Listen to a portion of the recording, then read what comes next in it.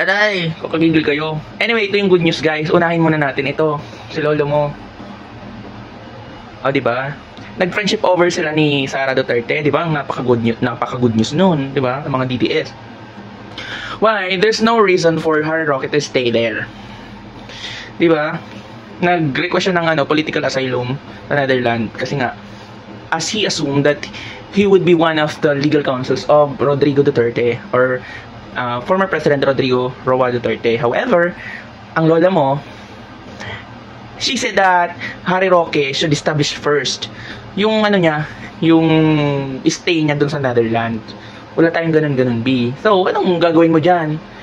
Di ba? At ito naman yung mga reliable news patungkol dyan. So, hindi magiging part, in short, si Harry Roque ng legal team ni former president. At si Sir Attorney Salvador Medialdea. They both will go home. Pakinggan niyo to. The Philippine Justice Secretary sees ex-Duterte spokesman Harry Roque as irrelevant in the case of his former boss at the ICC. Right. Jesus Crispin Remulla says Roque should just return home and face the complaints against him instead of seeking asylum at the Netherlands. Adrian Aileen reports. Former Duterte spokesman Harry Roque should consider coming back to the Philippines to face complaints against him instead of seeking political asylum in the Netherlands. Justice Secretary Jesus Crispin Remulla made this point, saying Roque has no part to play in the crimes against humanity case of former President Rodrigo Duterte. Roque will not be part of Duterte's legal team at the Hague Tribunal, announced his plan to seek asylum as he is supposedly being unjustly prosecuted in the Philippines. Actually, it's a non-entity in this drama. So we're trying to non-entity to put in space in the picture. But it's a non-entity as far as I'm concerned. Ang pinag-uusapan dito, human trafficking. Yung mga akusasyon sa kanya, wala siyang kinalaman dito. Hanapin niya yung kung ano man ang sinasakdal sa kanya, hanapin niya. Yes. Diba?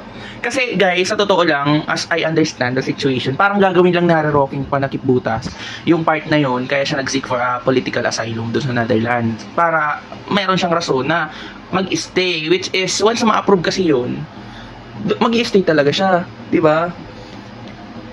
Tapos ang magiging stand niya doon is yun nga, legal counsel. However, it's a very good decision of Sara Duterte na wag i-appoint si Harry Roque. Kahit naisipan ng lahat na nag-tridoran sila, mga DDS naman talaga, super tridoran din naman kayo. Di ba napaka-good news? Kayo nagsimula-simula na kayo magbuwagan ng sarili nyo, guys. And ang pinaka-happy moments dito, possible nga umuwi siya, si Harry Roque. Di ba yung mga human trafficking na issues niya sa pogo involvement niya, o di ba? Umuwi ka na lang dito, B. Para mas masagot mo na yun, di ba? Ang yabang-yabang mo dyan, attorney ka naman. Di ba? Kakagigil ka. Di ba? Ang pogi ng katabi na ito, Gora, ano pa, sir? Hindi na siya maayos.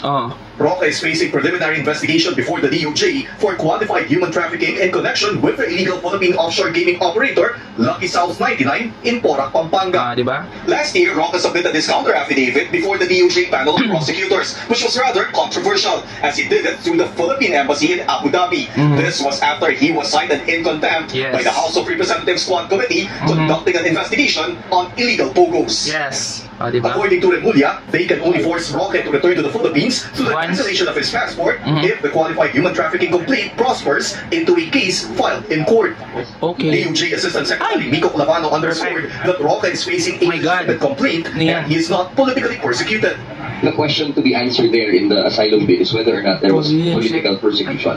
Sa tingin natin, wala. Dahil itong mga kaso, very clear naman na nirepresent niya ang isang kumpanya na sangkot sa human trafficking. So these are legitimate claims, legitimate charges that are going through the proper process here in the Philippine justice system. Ganda niya pa magsalita. Teachers Party List Representative Franz Castro go Mare! That Roque should face the House Quadcom investigation. Bakit? March 21, meron Quadcom committee hearing. March 21, guys. So talaga yung usapin sa ugnay doon kung pwedeng extradite or anumang mga legal means para mapabalik si Harry Roque para harapin niya yung Quadcom. Dahil at dami niya pang unfinished na mga issue na kailangan niya sagutin. Castro insisted on the legitimacy of the House investigation, which is in aid of legislation. Roque has earlier denied legally representing Lucky South as official documents reveal.